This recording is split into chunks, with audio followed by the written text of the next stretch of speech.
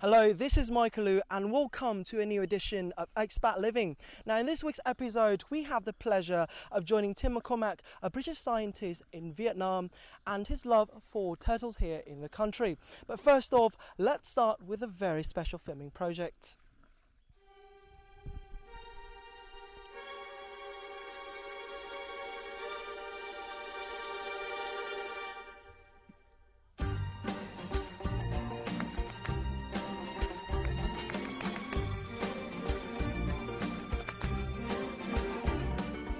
This is the shooting site of a scene about to lost habitat for Austrian national broadcaster ORF's movie Turtle Hero. The $400,000 film project focuses on conservation activities for one of the world's rarest animals. Here you've got an extremely rare animal. Its scientific name is Rafetus. There's 4 left in the world. There's 2 in Vietnam, 2 in China. And the work that's being done here to try and protect or save the species is a crucial part of our film. Rafetus Xuanhui, otherwise known as Vietnamese Rafetus, is the star turtle of the movie. So who is the hero? The filmmakers encountered a British scientist who's worked on this species over the past 12 years. Tim Mccormack gladly agreed to share his knowledge and join the filming project. So here in Thanh Hoa, the filming has involved some of the local hunters and the techniques that we've documented, and we've been able to introduce the team to the equipment. We couldn't show the Rafetus program what's being done without acknowledging, without helping, without working with Tim. So I think he's a very crucial part of it, because he's been here for so long, and I really enjoyed his company. I've enjoyed his willingness to share his knowledge about his background here in Vietnam, what he'd learned about Vietnam, and especially about these turtles. So I really respect him for the work that he's doing. The sites that we're visiting are sites where we have a presence. We already have about 16 different sites where the species used to occur. Of those, 5 have relatively recent good information, and so of those we have staff presence, local counterparts.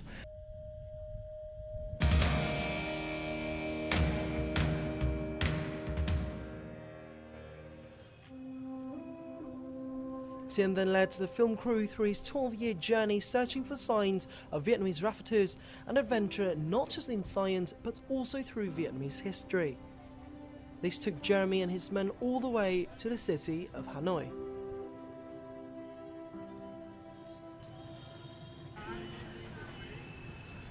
We're here at Hoan Kiem Lake, the home to the legendary Vietnamese turtle, and also where it all started for Tim's journey to preserve the legendary Vietnamese turtle, Vietnamese Rafetus. And let's find out how it all began for the British scientists in Hanoi. So Tim, could you please just share with us how it all started? Yeah. So really it all started for this project around 2003. I just arrived in Vietnam in 2002, and we were working on a number of different projects. There was also the realization at that time that this species was incredibly rare. There was only a few animals that were known in the world, but in Vietnam there was very little known about them. There was only the one here in Hoan Kiem that was recognized, and there was no one really working on them. And so we made the decision to try and learn a little more through surveys. And so we started conducting interviews throughout northern Vietnam to try and identify where there might still be animals surviving. And in the midst of his research and interviews, he came across one of Vietnam's most important stories, the legend of the returned sword. It really is an incredible 15th century legend that reminds me a lot of King Arthur and the Lady of the Lake, and the legend we have in Europe. Let's travel back 6 centuries in time to medieval Vietnam. It is told the blade of the sword, inscribed with the words "the will of heaven," otherwise known as Thuận Thiên, came from the Dragon King. A fisherman who later joined Le Lợi army caught the blade and the sword in his nets. Le Lợi then combined the sword and healed and defeated the northern invaders with his magical sword. When Vietnam was once again at peace, Le Lợi was out boating on the Greenwater Lake, known then as the Lục Thủy Lake. Suddenly, a large turtle surfaced to bring the glowing sword back to the Dragon King. Lelot then calls the creature as the golden turtle, translated to Kim Gui, and renames the lake of the returned sword. Nowadays, it is known as Hwan Kim Lake. To see the way that Vietnamese people respect this turtle and the legend is pretty incredible, and so it does give me a sense that I'm working not just with a species, but I'm also working towards trying to preserve some of Vietnamese cultural heritage and history. And history is what inspired Tim to take the first steps in Vietnamese raffitis conservation. That's right. Historical clues were of great help at the early stages of the Raffita Xuân Huế project.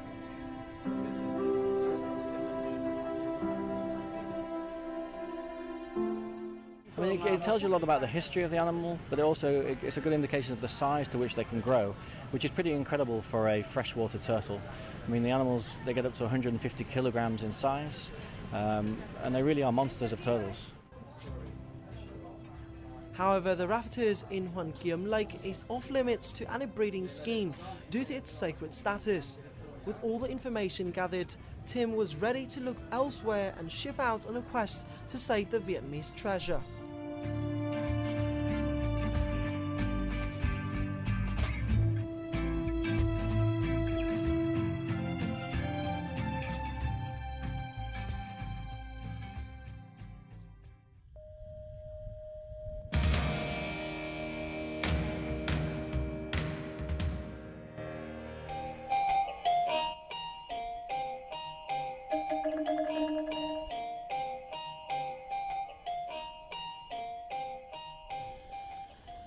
The next destination, Dong Mo Lake, has been a regular stop for conservationists over the past 12 years. This is where the legend of Sơn Tinh and Thủy Tinh is told to have taken place. But more importantly, another hope of preserving Vietnamese raffitas lies here. Because the water levels change, you've got quite a bit of slack in there, right?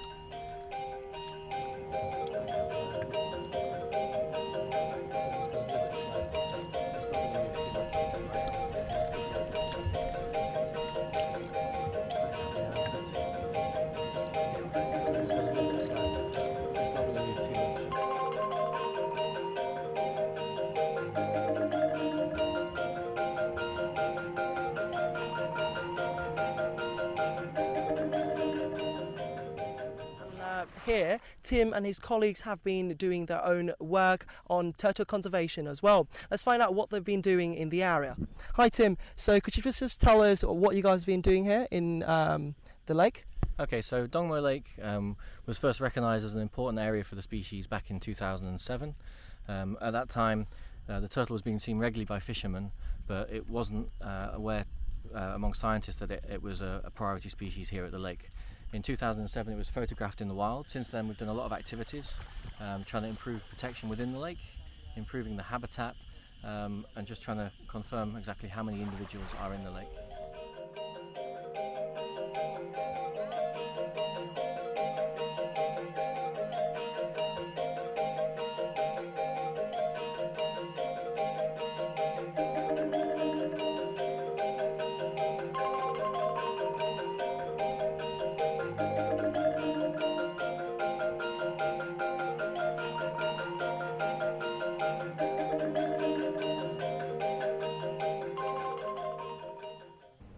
The conservation team is still seeking approval to set up a network of safe traps in the area. Until they receive approval, they must test their trap to make sure it meets the safety requirements to keep the animal from harm.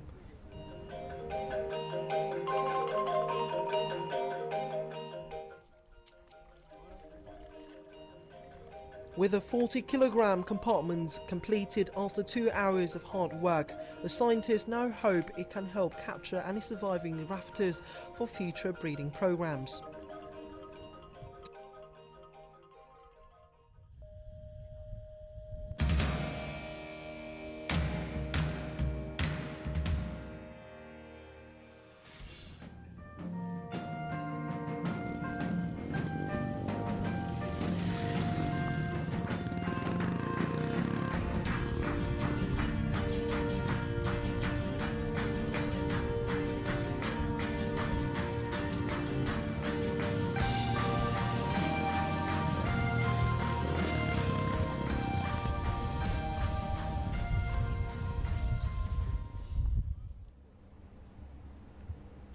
Vietnamese Rafetus is not the only species of Tim's concern. The scientist also goes on tours across Vietnam to monitor the health of other species in Vietnam.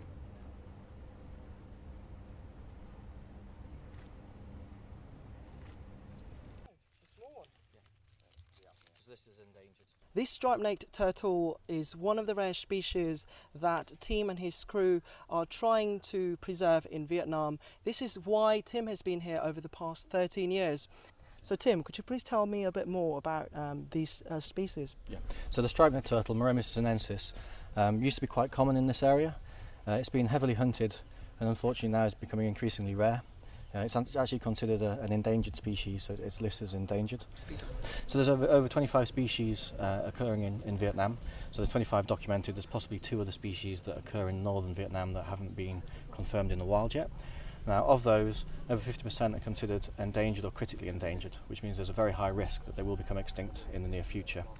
Now, as an organisation, the Asian Turtle Programme focuses on a number of the priority species, particularly those that are endemic and found nowhere else in the world other than Vietnam.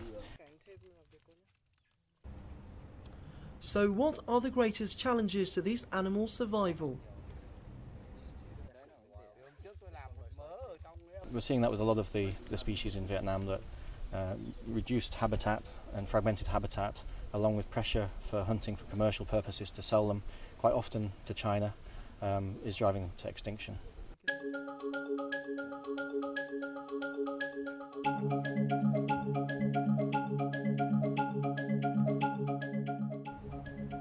Tim has since then searched the entire country for turtles in need of help.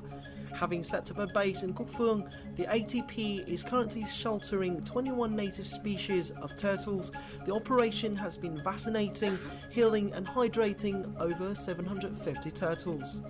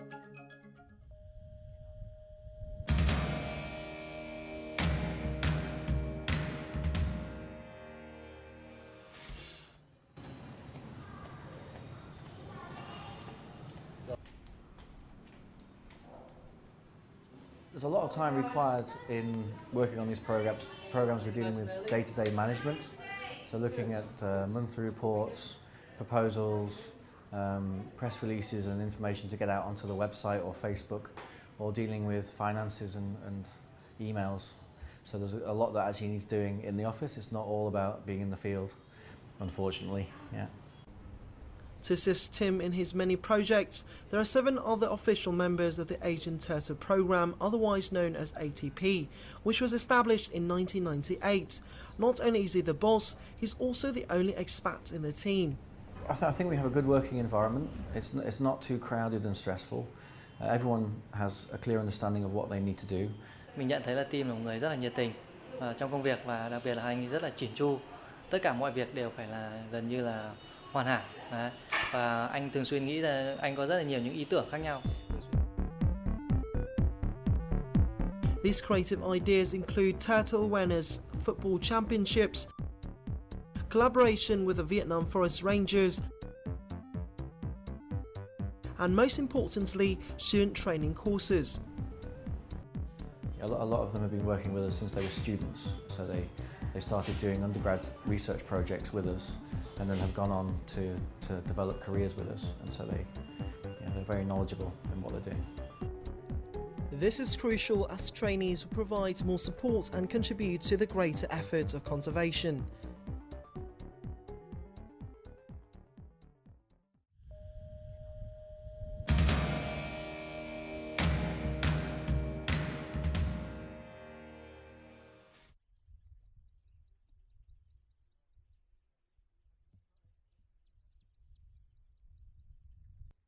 Having to operate across Vietnam, the limited number of members means the ATP has to seek extra help from elsewhere. Working with local communities and sort of gaining community support, which makes a big difference. By working closely with those communities, the fishermen are now supporting our work. So we actually have fishermen removing traps when they find them, informing us when they see the turtle. And I think really that's critical for projects like these to work. You know, you've got enforcement, you can do research and monitoring yourselves, but if you're not engaging the community and trying to make them aware and change their attitude, you won't achieve anything. Local counterparts of the ATP are also trained to conduct surveys and assess habitat conditions for turtles.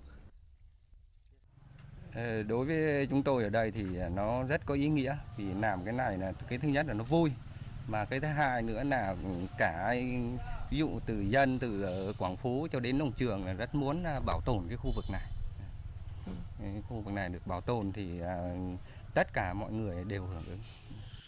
Về bảo tồn rùa là chúng tôi là như tôi là cảm thấy hãnh diện, yêu nghề rùa, gắn bó với team là 8 năm nay rồi. Going to the field with them, so actually, you're working and living very closely together, day in, day out, and you just you get to know people very well. It's a great job, and I enjoy it.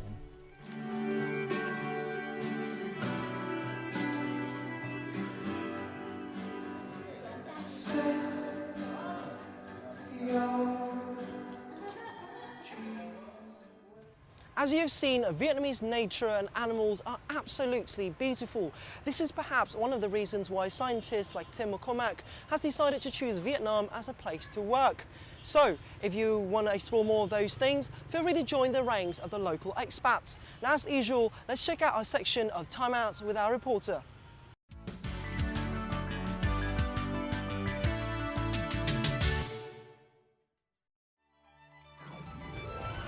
Ho Chi Minh City showcases a diverse mix of vibrant Asian culture and European elegance.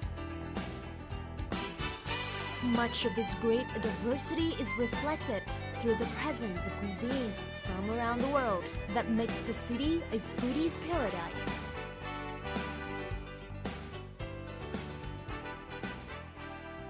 Now, when it comes to food, many tourists choose Ho Chi Minh City as an ideal destination to not only taste authentic Vietnamese and international cuisine, but also to learn the art of cooking from around the world, as many talented international chefs have come here, falling in love with the land, and build up a part of their homeland's gastronomy scenes in Ho Chi Minh City.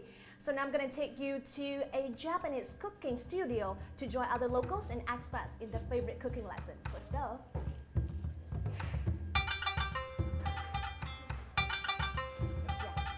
This is Star Kitchen, a Japanese cooking studio located in District 1, Ho Chi Minh City. The studio was founded by Yuja Arashima, a Japanese cook who is eager to introduce Japanese culture and communicate with Vietnamese and expats through cooking. People here are really curious about new things. I thought it would be a great idea to open here. Offering baking and cooking classes and workshops on authentic Japanese cuisine, the studio attracts around 200 international learners every month. Sakura is cherry blossom. There's so many different things to do here in Vietnam. It's also not just only Vietnamese things, there are also different cultures here that you can learn a lot about. So today we are learning how to make sakura mochi. It's like Japanese food. I think it's like dessert, if I well understand. We make sakura mochi on the Girls' Day. Girls' Day in the March 3rd in Japan every year. So sakura mochi is believed to protect the girl from the evil. Getting the meaning of the dish we're learning to make today, we next get introduced to the ingredients imported from Japan we'll be working with. There's glutinous rice flour, red bean paste, sugar, water, and yes, sakura, or cherry leaves and blossoms, Japan's national flower. Around March and April, it's spring in Japan. We enjoy sakura trees. So in Japanese calendar, the old thing end March, new things start from April, like school, company. So the Japanese people, when I see sakura, It feels very special feeling. The historical part is kind of surprising, like when they teach us but also explain us where it's from with the ingredients and everything. I didn't know all about this, and like we can smell ingredients and then you can try. It's very interesting and like fascinating. And we put no-melogy rice powder. And here comes the hands-on work that all of us are very excited about. First, dip the pickled sakura leaves and blossoms in water to reduce the savory taste of salt. Then, mix sugar with water. Then add just a little bit of food coloring before putting the glutinous rice flour into the mixture. While waiting for the water in the steamer to boil, remove the sakura from water. Use napkins to get rid of the remaining water. Now steam the sticky rice. And prepare the red bean paste. It was probably when we were like making them into little balls. It was very challenging, but still, yeah. As the sticky rice is well cooked and divided into equal portions, here comes the most important step.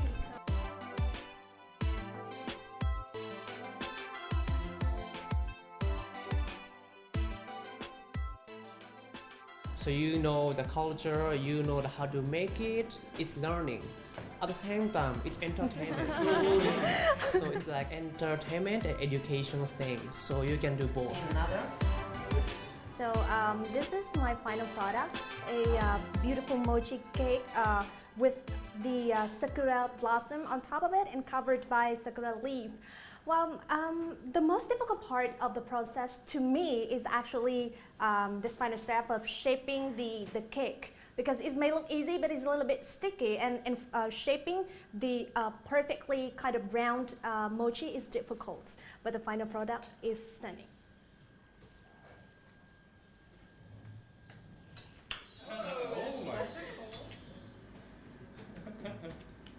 Besides sakura mochi, we also get to learn another traditional Japanese sweet that also features the country's symbolic flower, sakura crepe. I really like that it was very intimate. I find it very surprising that there's so much diversity here. It's just so much to offer, just so many different people who come here hoping to learn about other cultures, but also to teach people about other cultures. And now I'm definitely more interested in going to learn more about maybe the French culture or the Spanish culture. Now that the cakes are all ready, we can't wait to taste our little feast full of Japanese colors, flavors, and culture.